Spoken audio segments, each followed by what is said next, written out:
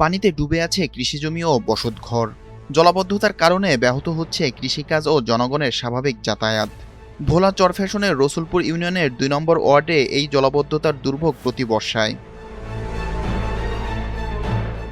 স্থানীয়রা বলছেন প্রায় ৮ থেকে ১০ বছর ধরে এই সমস্যা চলছে। পানি বের হওয়ার কার্যকর কোনো ব্যবস্থা না থাকায় বর্ষা মৌসুমে পরিস্থিতি বেশি খারাপ হয়ে পড়ে।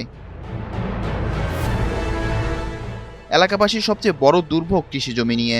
এতে কৃষি নির্ভর পরিবারগুলো পড়েছে আর্থিক সংকটে।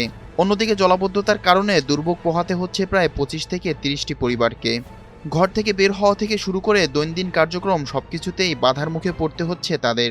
ঠিকমতো কলেজ যেতে পারতেছি না, ক্লাস করতে পারতেছি না, ক্লাসে অনিয়মিত।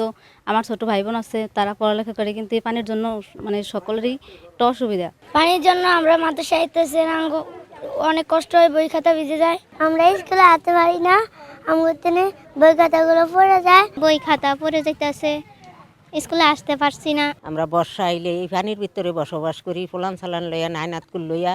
আমরা কোনো একটা মানুষ মরিয়া গেলেও লাশটাকেও দেখতে আইতে পারে না। এলাকায় রয়েছে একটি হাফেজিয়া ও নুরানি মাদ্রাসা এবং ব্রাক তুলাতুলি প্রাথমিক বিদ্যালয়।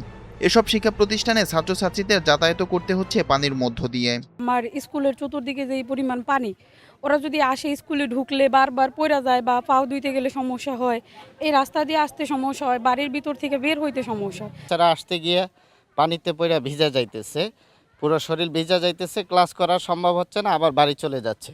পড়ালেখার অনেক ক্ষতি হইতেছে। এখানে একটা প্রাইমারি স্কুল, একটা দাখিল মাদ্রাসা, একটা নুরানি মাদ্রাসা, একটা হাফিজি মাদ্রাসা, একটা কওমি মাদ্রাসা, একটা ব্রাক, কয়েকটা প্রতিষ্ঠান। আমাদের ছাত্রগুলো নিয়ে আজকে আমরা দীর্ঘদিন পর্যন্ত এই পানির কারণে আমরা বিশাল কষ্ট ভোগ করতেছি। পয় নিষ্কাশন ব্যবস্থা ব্যাহত হওয়ায় পানিবাহিত রোগ ছড়িয়ে পড়ার আশঙ্কা করছেন ভুক্তভোগীরা। পানি দিয়ে গর্তন নামতাই না, গোসল করতেই না, বাথরুমও যাইতেই না। উজু গোসল করলে নামাজ কালাম পড়তে পারে না এই বাথরুমের পানির কারণে। সব ফোলা পানি নিয়ে, বাচ্চা কাচ্চা নিয়ে খুব সমস্যা আছে।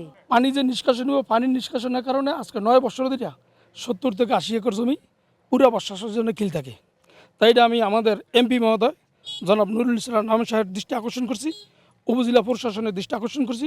দীর্ঘদিনের এই সমস্যা থেকে মুক্তি পেতে পানি নিষ্কাশনের ব্যবস্থার দাবিতে উপজেলা নির্বাহী কর্মকর্তার কাছে লিখিত আবেদন করেছেন এলাকাবাসী। এ বিষয়ে উপজেলা নির্বাহী কর্মকর্তা রোমানা আফরোজ জানান, লিখিত অভিযোগ পাওয়া গিয়েছে, পানি নিষ্কাশনের প্রয়োজনীয় ব্যবস্থা নেওয়া হবে।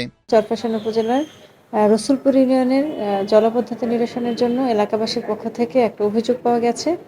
এখন আমরা উপজেলা প্রশাসনের পক্ষ থেকে সেই জলাবদ্ধতা নিরসনের জন্য চেষ্টা করছি। এলাকাবাসীর প্রত্যাশা দ্রুত বাস্তবায়ন হবে প্রশাসনের এই আশ্বাস।